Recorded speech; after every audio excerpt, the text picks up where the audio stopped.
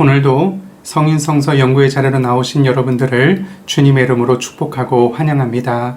다 함께 기도하고 하나님의 말씀을 공부하도록 하겠습니다. 참 좋으신 하나님 아버지, 오늘도 저희들에게 새 날을 주시고 귀한 생명을 허락하여 주시니 감사를 드립니다. 하나님, 간절히 비옵기는 한 번밖에 살지 못하는 이 소중한 인생 사는 동안 이 땅에서 하나님의 영광을 맛보며 즐거워하게 하시고 하나님께서 자녀된 저희들을 위하여 베풀어 주시는 온갖 좋은 것들을 마음껏 누리며 기뻐하는 복된 인생을 살게 하여 주옵소서. 그러나 주님, 잠깐 살다가 떠나게 될 이 세상에 집착하거나 이 세상에 미련을 두는 어리석은 인생이 되지 않게 하시고 우리의 시민권이 하늘에 있음을 늘 기억하며 하나님의 나라를 사모하며 살아갈 수 있는 거룩한 믿음의 백성들 다 되게 하여 주옵소서. 하나님, 우리가 세상 속에서 살아가지만 세상에 속한 자가 되기를 하나님께서는 원하지 않으시며 진리인 하나님의 말씀으로 세상 사람들과는 구별되어 다른 인생을 살아가기를 우리에게 원하시는 줄 믿습니다. 이 시간도 하나님의 말씀을 우리에게 깨우쳐 주시어서 하나님께서 원하시고 기뻐하시는 인생을 하나님 앞에서 살아갈 수 있도록 저희들을 말씀의 사람으로 인도하여 주옵소서. 처음 시간입니다. 마치는 시간까지 사탄과 귀신들 틈타지 못하게 하시며 오직 성령님께서 주관하시는 가운데 하나님과 저희들 간에 친밀한 말씀의 교제만이 넘쳐나는 은혜로운 시간이 되게 하여 주옵소서. 감사를 드리며 예수님의 이름으로 기도드립니다. 아멘. 여러분, 지난 한 주간 잘 지내셨습니까? 오늘은 에스라 이야기 12번째 시간으로 하나님의 말씀을 함께 공부하도록 하겠습니다. 오늘 우리가 함께 공부할 말씀은 에스라 8장 1절부터 20절까지의 말씀입니다. 제가 먼저 오늘 본문의 대략적인 줄거리를 이야기해 드리고 또 오늘 본문을 세부적으로 공부하도록 하겠습니다. 오늘 본문을 보면 아닥사스다 왕 때 에스라와 함께 페르시아 제국에서 남유다 땅으로 귀환한 족장들과 그들의 계보가 기록이 되어 있습니다. 귀환할 무리가 아하와 강가에 모여서 3일간 모이는 시간을 가지게 됩니다. 그때 함께 귀환할 사람들을 살펴보던 중에 레위 사람들이 한 사람도 없다는 것을 에스라가 알게 됩니다. 그래서 에스라는 사람들을 레위 사람들이 주로 살고 있는 마을로 파견을 해서 레위인들을 설득해서 하나님의 성전을 함께 섬길 자를 데리고 오게 합니다. 이로써 하나님의 성전을 섬길 사람들이 함께 예루살렘으로 갈 수 있게 되었습니다.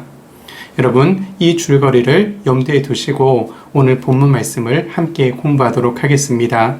먼저 에스라 8장 1절과 2절 말씀을 제가 봉독하겠습니다. 아닥사스다 왕이 왕위에 있을 때에 나와 함께 바벨론에서 올라온 족장들과 그들의 계보는 이러하니라. 비나스 자손 중에서는 게르솜이요, 이다말 자손 중에서는 다니엘이요, 다윗 자손 중에서는 핫두스요.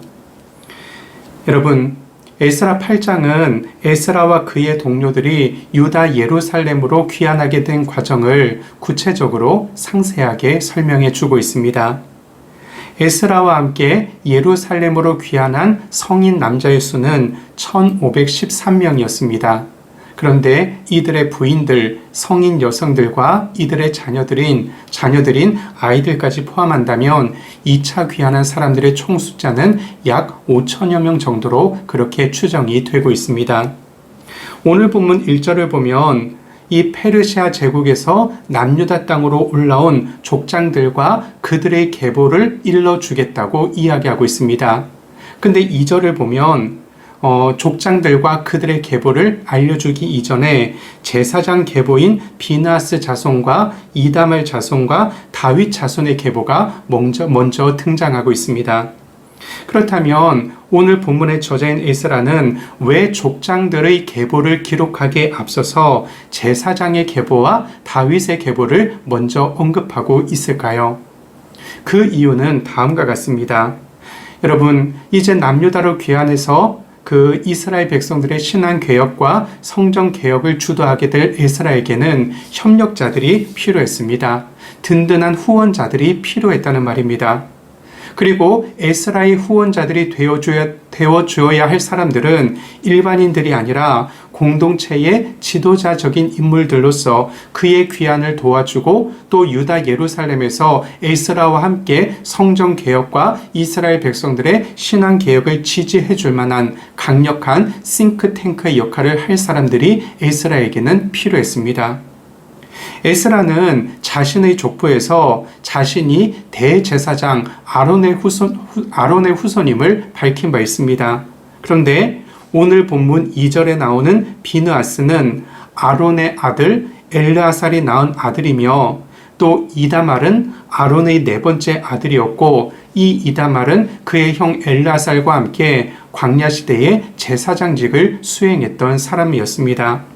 그렇다면 아론의 16대 손인 에스라에게는 비느하스 자손인 게르솜과 이다말 자손인 다니엘이 자신의 사역을 지지해 줄 만한 정통 가문에 속한 천군 만마와도 같은 사람이었다고 생각해 볼 수 있을 것입니다.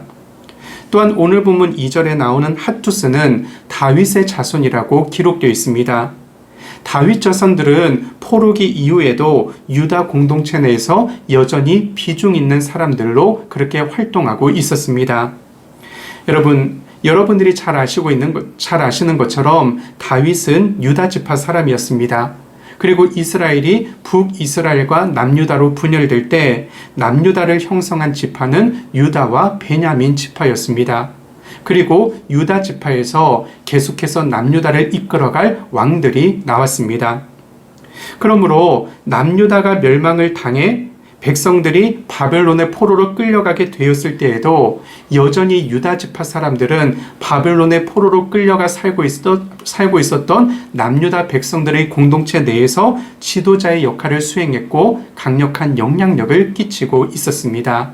우리는 이것을 쉽게 추정할 수 있습니다. 여러분, 아까도 말씀드렸지만 싱크탱크, 이 단어의 뜻이 무엇입니까? 여러 영역의 전문가들을 모집해서 연구하고 개발을 해서 그 성과를 제공하는 조직을 우리는 싱크탱크라고 이야기합니다. 이제 에스라는 남유다 지역으로 가서 성전 개혁과 이스라엘 백성들의 신앙 개혁을 주도해야 합니다. 그러나 에스라가 아무리 뛰어난 사람이라고 할지라도 그 혼자서 그 모든 사명을 감당할 수는 없었습니다. 그런데 제사장 가문의 자손인 그 게르솜과 다니엘 그리고 왕족의 자손인 핫투스는 에스라의 든든한 조력자의 역할을 감당할 사람들이었습니다. 여러분, 전도서 4장 9절부터 12절까지를 보면 다음과 같은 말씀이 있습니다. 두 사람이 한 사람보다 나음은 그들이 수고함으로 좋은 상을 얻을 것임이라. 혹시 그들이 넘어지면 하나가 그 동물을 붙들어 일으키려니와 홀로 있어 넘어지고 붙들어 일으킬 자가 없는 자에게는 화가 있으리라. 또 두 사람이 함께 누우면 따뜻하거니와 한 사람이면 어찌 따뜻하랴. 한 사람이면 패하겠거니와 두 사람이면 맞설 수 있나니 세 겹줄은 쉽게 끊어지지 아니하느니라. 여러분, 이 말씀에 의지하여 우리도 하나님께 기도할 때 우리 삶에 좋은 협력자들이 있게 해달라고 기도해야 할 것입니다. 에스라에게 게르솜과 다니엘과 핫두스가 있었던 것처럼 우리의 삶에도 우리의 인생을 도와줄 수 있는 하나님께서 붙여주시는 좋은 협력자들을 허락해달라고 그렇게 기도해야 할 것입니다. 다음으로 에스라 8장 15절과 17절 말씀을 제가 봉독하겠습니다. 내가 무리를 아하와로 흐르는 강가에 모으고 거기서 3일 동안 장막에 머물며 백성과 제사장들을 살핀즉 그 중에 레위 자손이 한 사람도 없는지라. 가시바 지방으로 보내어 그곳 족장 이또에게 나아가게 하고 이또와 그의 형제 곧 가시바 지방에 사는 느디님 사람들에게 할 말을 일러주고 우리 하나님의 성전을 위하여 섬길 자를 데리고 오라 하였더니.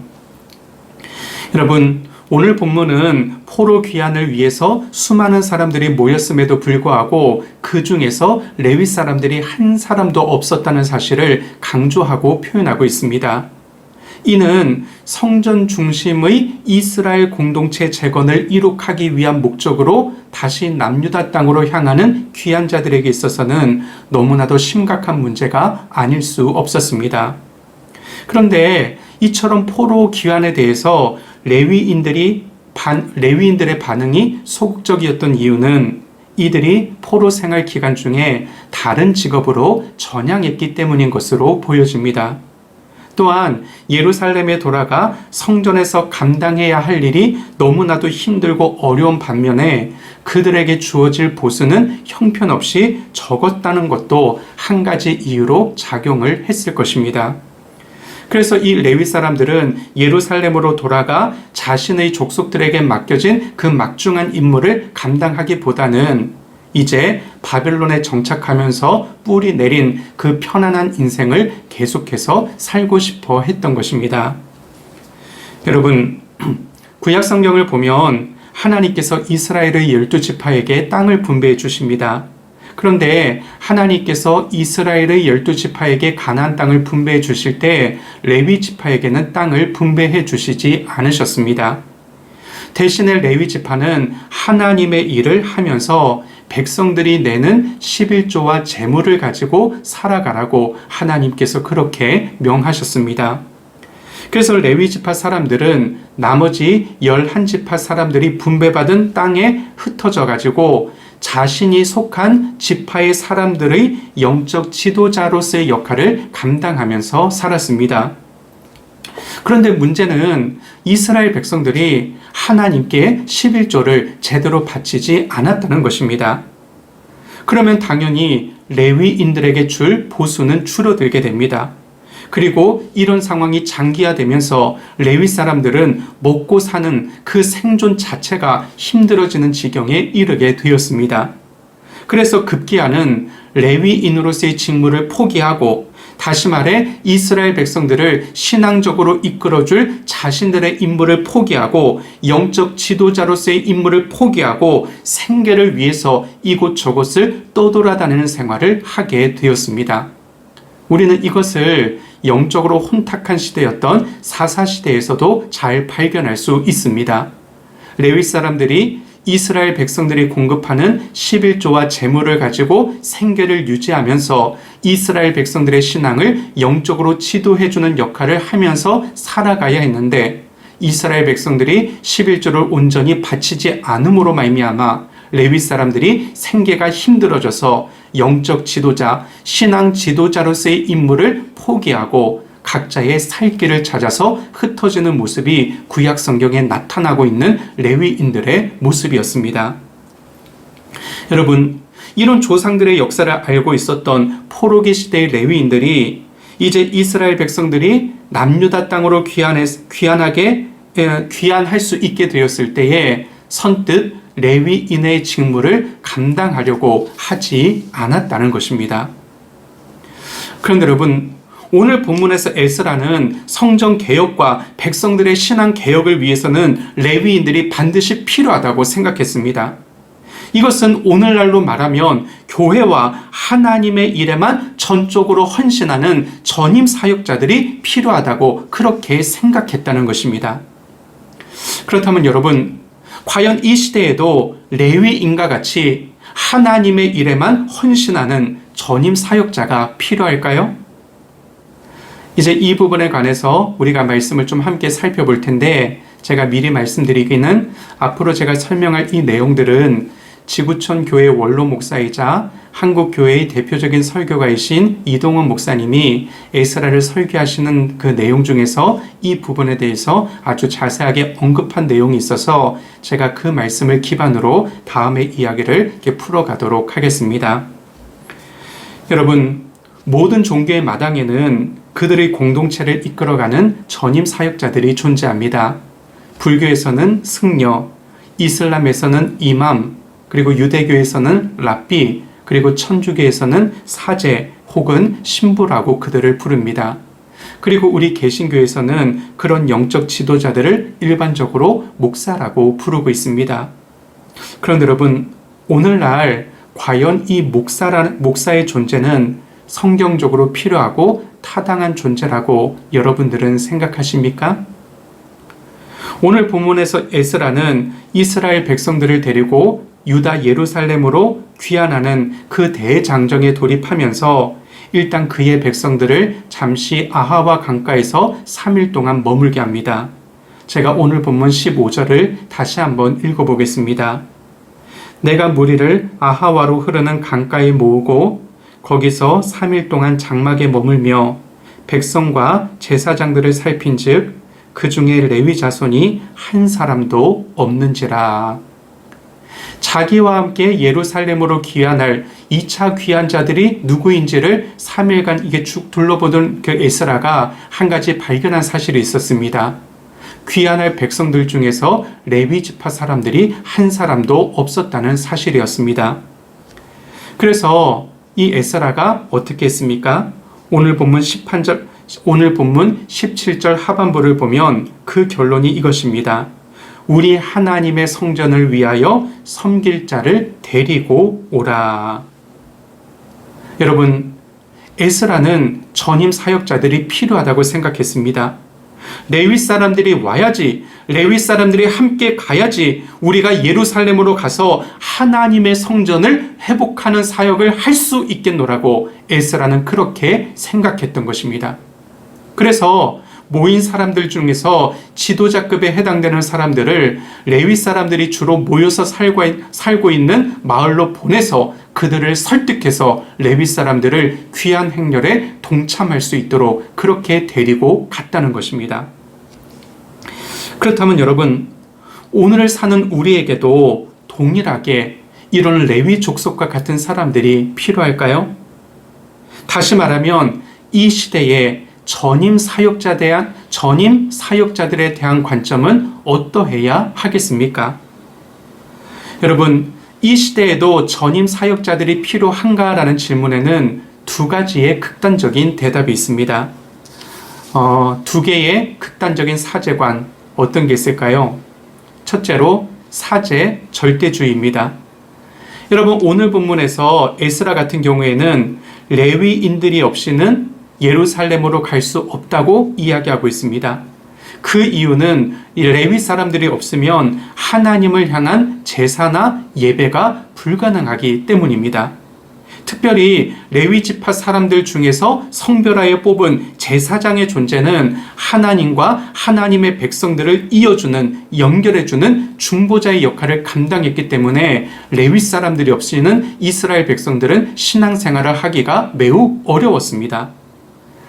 여러분, 구약시대 때 제사장의 존재는 절대적으로 필요한 중보자였습니다. 제사장이 없이는 그 누구도 하나님 앞에 나아갈 수가 없었습니다. 그런데 문제는 지금 이 시대에도 제사장과 같은 사람이 필요한가라는 질문입니다. 결론부터 말씀드리면 그렇지 않습니다. 여러분, 신약시대에 들어와서 예수님이 이 땅에 오실 때 예수님은 마지막 대제사장으로 이 땅에 오셔서 하나님과 인간 사이에 유일한 길, 유일한 중보자가 되어주셨습니다. 히브리서 10장 11절과 12절 말씀을 제가 봉독하겠습니다. 제사장마다 매일 서서 섬기며 자주 같은 제사를 드리되 이 제사는 언제나 죄를 없게 하지 못하거니와 오직 그리스도는 죄를 위하여 한 영원한 제사를 드리시고 하나님 우편에 앉으사. 그리고 이어지는 히브리서 10장 19절은 이렇게 기록되어 있습니다. 그러므로 형제들아 우리가 예수의 피를 힘입어 성소에 들어갈 담력을 얻었나니. 여러분, 구약시대 때 성전의 성소에는 오직 제사장들만이 들어갈 수 있었습니다. 그런데 신약시대로 와서 예수 그리스도의 피로 말미암아 그를 믿는 모든 자들이 성소로 들어갈 담력을, 하나님께로 나아갈 담력을 얻었다고 그렇게 신약성경 기자는 우리에게 말씀하고 있습니다. 이제 누구든지 예수님을 통해서 하나님 앞에 직접 나아갈 수 있게 되었다는 것입니다. 이 위대한 진리를 신약 성경을 통해서 발견한 것이 소위 종교개혁의 도화선이 되었던 것입니다. 여러분, 종교개혁은 소위 그 제사장관을 변화시켰습니다. 종교개혁이 발견한 가장 중요한 성경의 진리 중에 하나가 만인 제사장직 혹은 전신자의 제사장직이라고 말할 수 있습니다. 구약시대처럼 특별한 사람들만이 제사장이 아니라 신약의 가르침에 의하면 예수님을 믿는 모든 사람들이 다 사제이고 다 제사장이라는 것입니다. 여러분, 베드로전서 2장 9절은 이렇게 우리에게 말씀하고 있습니다. 그러나 너희는 택하신 족속이요 왕같은 제사장들이요 거룩한 나라요 그의 소유가 된 백성이니 이는 너희를 어두운 데서 불러내어 그의 기이한 빛에 들어가게 하신 이의 아름다운 덕을 선포하게 하려 하심이라. 여러분, 택함 받은 하나님의 백성들 모두가 이제는 제사장이라는 것입니다. 이제 예수 그리스도 한 분만이 중보자이시요 이제 예수 그리스도를 통해서 모든 신자들이 하나님 앞으로 직접 나아가서 하나님과 교제할 수 있게 되었다는 것입니다. 구약시대 때에는 이스라엘 백성들이 직접 하나님께 나아가지 못했습니다. 반드시 제사장을 통해서만 하나님께 나아갈 수 있었습니다. 그런데 마지막 대제사장으로 이 땅에 오신 예수 그리스도로 말미암아 이제는 예수님을 믿는 모든 그리스도인들이 제사장을 통하지 않고 직접 하나님 앞으로 나아갈 수 있게 되었다는 것입니다. 여러분, 그래서 천주교에서는 여전히 신부에게 가서 고해성사를 하지만 이제 더 이상 우리 개신교에서는 그렇게 하지 않습니다. 예수 그리스도, 우리의 중보자가 되신 그 예수님을 힘입어서 이제 우리는 직접 하나님께로 나아가서 하나님과 교제를 하게 된 것입니다. 이것은 소위 전임 사제직, 전임 제사장직에 대한 중요한 문제를 제기하기에 이르렀습니다. 그리고 사실상 종교개혁과 함께 중보자로서의 사제 절대주의, 중보자로서의 제사장 절대주의는 이제 무너진 것입니다. 그렇다면 여러분, 둘째로 이제 사제는 더 이상 필요하지 않은 것은 아닌가라는 또 다른 질문이 제기될 수 있습니다. 이런 또 하나의 극단적인 사제관을 사제 무용주의라고 칭합니다. 여러분, 종교개혁 이후 로마 천주교에서 개신교가 나오지 않았습니까? 그런데 개신교의 일부 교파 중에는 이런 사제 무용주의를 지지하는 교파들이 생겨났습니다. 대표적인 것이 무교회주의, 형제교단, 그리고 아나베프티스트라고 하는 재침례파, 그리고 메노나이트 교단 등이 대표적입니다. 이들은 나름대로 교회 안에서 평신도 지도력을 극대화하는 매력을 지닌 공동체를 만들어냈습니다. 그러나 그럼에도 불구하고 이 교단들은 전임 사역자들을 부정하는 그러한 공통점을 갖고 있습니다.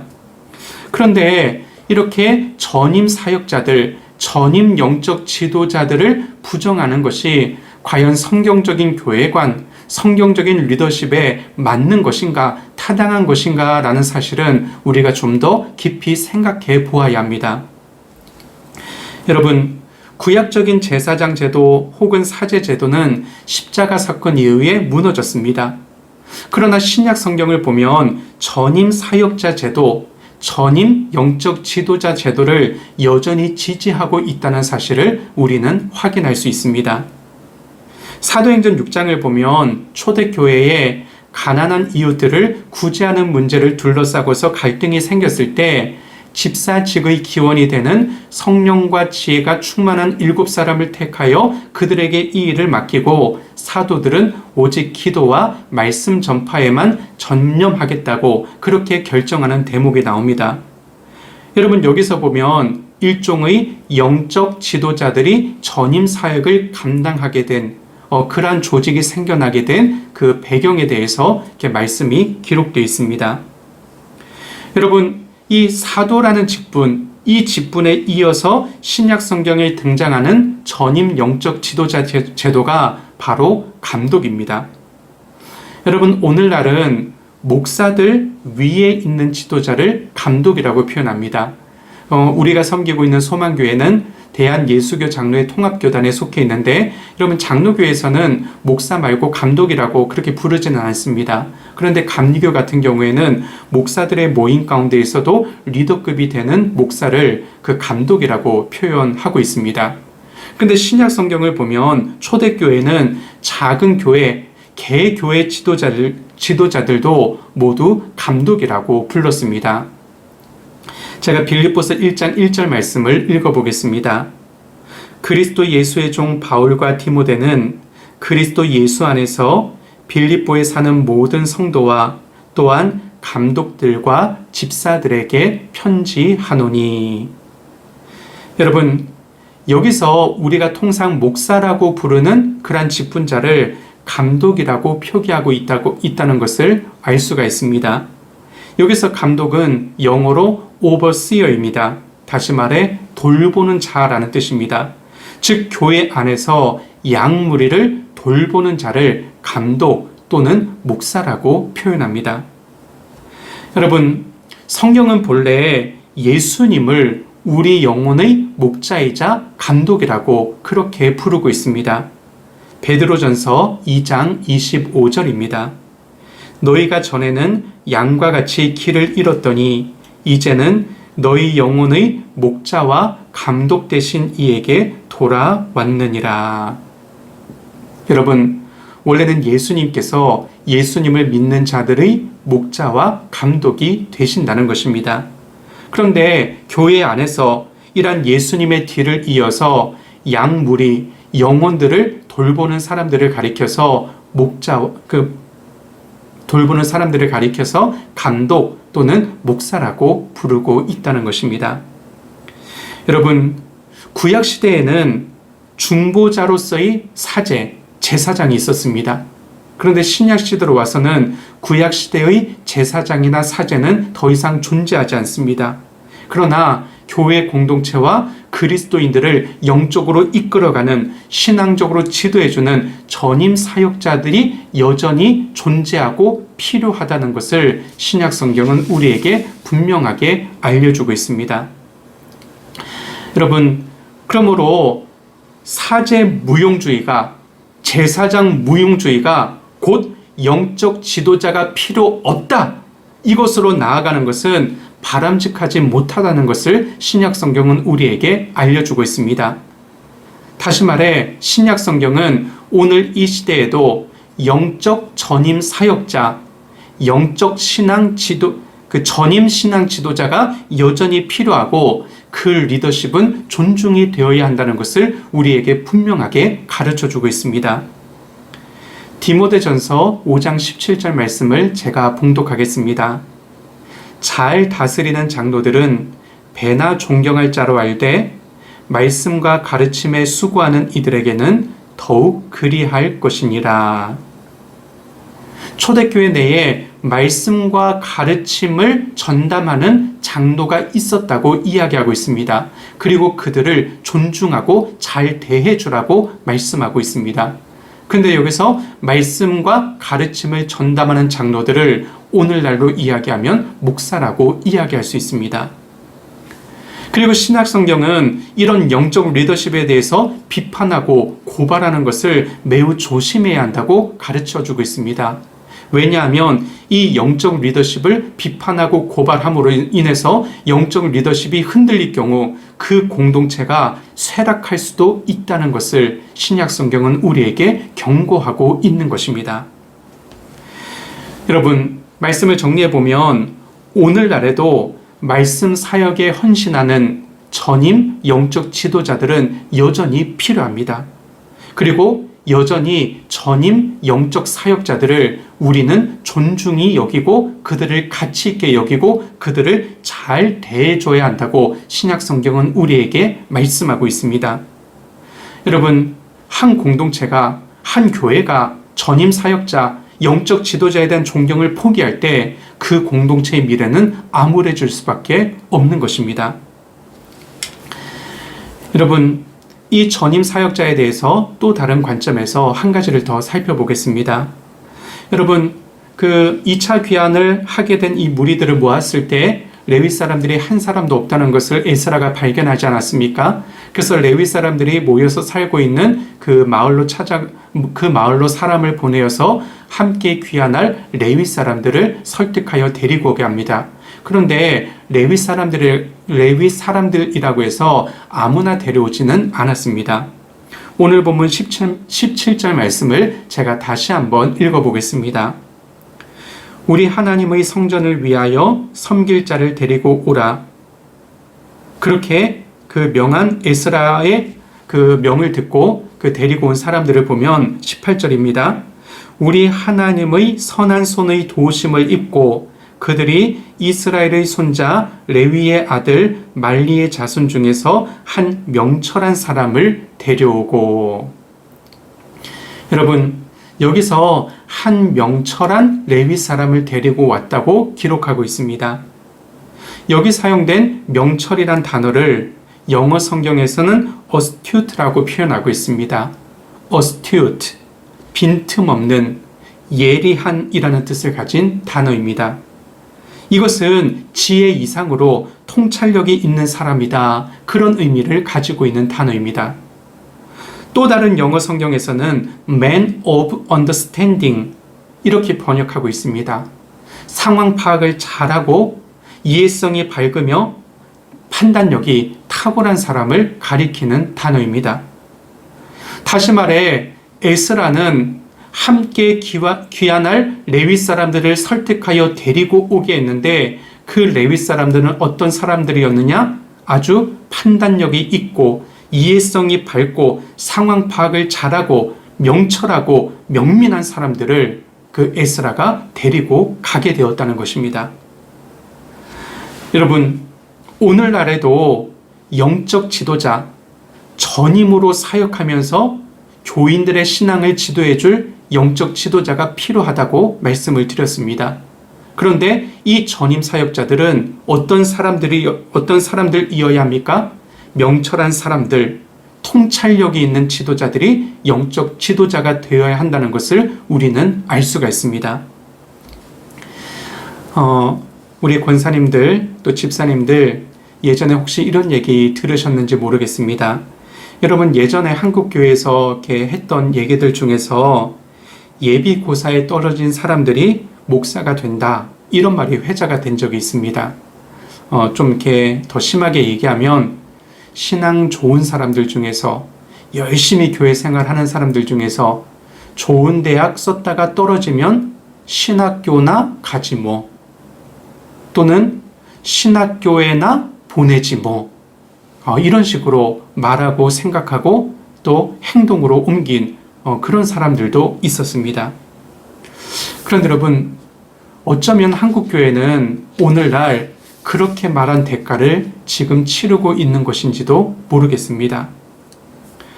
여러분, 과거의 한국교회 교인들은 똑똑하고 잘난 내 자식들이 엄마 아빠 저 은혜 받았습니다, 저 하나님께 절을 드리겠습니다, 저 목사 되겠습니다, 저 선교사 되겠습니다, 이렇게 얘기하면 교회의 중직자들, 교회의 재직들조차도 자녀들을 말리고 반대하고 나섰습니다. 열심히 교회 생활하고 열심히 신앙생활하는 건 좋은데 목사는 안 된다, 선교사는 안 된다, 그렇게 반대하고 나섰습니다. 그러면서 오늘날에는 못난 교회 지도자들이 제 역할을 감당하고 있지 못하다고 그렇게 교회 지도자들을 비난하고 있습니다. 그렇다면 여러분, 이것은 도대체 누구에게 책임이 있는 것일까요? 여러분, 우리가 한 가지 생각해 봐야 될 것이 있습니다. 이제 이 땅에서 다시금 일어나야 될 부흥을 위해서 우리는 우리의 가장 잘나고 똑똑하고 지혜로운 자식들을 하나님 나라를 위해서 드릴 준비가 되어 있느냐는 것입니다. 여러분, 이 땅 가운데 우리가 영적인 부흥이 일어나길 원합니다. 교회의 부흥이 일어나길 원합니다. 교인들에게 신앙적인 성장과 성숙이 일어나기를 원합니다. 이 땅이 하나님의 나라로 바뀌기를 원합니다. 그러면 그 일을 위해서 나의 잘난 자식들, 똑똑한 자식들, 능력 있는 자식들, 지혜로운 자식들을 하나님 나라를 위한 전임 사역자로 그렇게 드릴 마음이 여러분에게 있느냐는 것입니다. 여러분, 아브라함이 그렇게 끔찍히도 사랑했던 아들 이삭을 모리아의 제단에 드리려고 했던 것처럼 우리도 우리의 잘난 자식들을 기꺼이 십자가의 제단에 드릴 각오가 우리에게 되어 있느냐는 것입니다. 여러분, 신앙 좋은 장로님, 권사님, 집사님들도 아들, 딸들이 잘나고 똑똑하면 의사시키려고 하고 판사시키려고 하고 검사시키려고 하고 변호사시키려고 하고 그리고 그 연봉 많이 받을 수 있는 좋은 직장을 다니는 그런 직업군을 선택하는 사람이 되게 하려고 합니다. 그러면서 자녀들이 하나님의 일을 위해 헌신하는 전임 사역자가 되겠다고 하면 발벗고 말리는 모습이 지금도 있습니다. 여러분, 제가 신방을 많이 다니지 않습니까? 목사이니까. 신방을 다니면서 얘기를 나누다 보면 가끔씩 그런 소리 듣습니다. 목사님, 우리 아들이 정말 신앙이 좋지만 목사는 안 되었으면 좋겠습니다. 우리 딸이 교회 열심히 섬기는데 혹시나 저러다가 사모 되겠다고 하면 어떡하나 걱정입니다. 여러분, 인간적인 심정으로는 이해가 됩니다. 그러니까 레위 사람들이 다 레위 그인들이 해야 될 직무를 버리고 도망갔겠지요.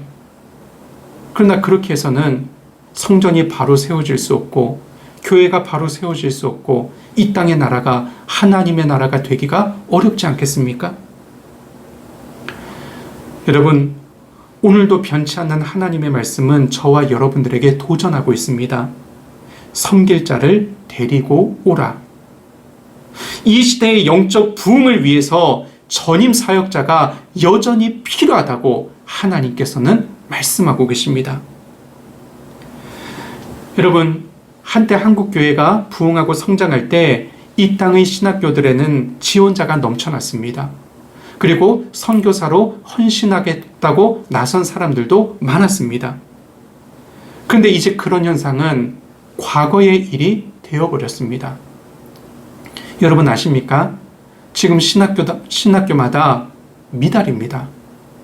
신학교 가겠다고 지원하는 사람들이 없어서 신학교마다 정원의 미달인 사태가 지금 한국교회 안에서 벌어지고 있습니다.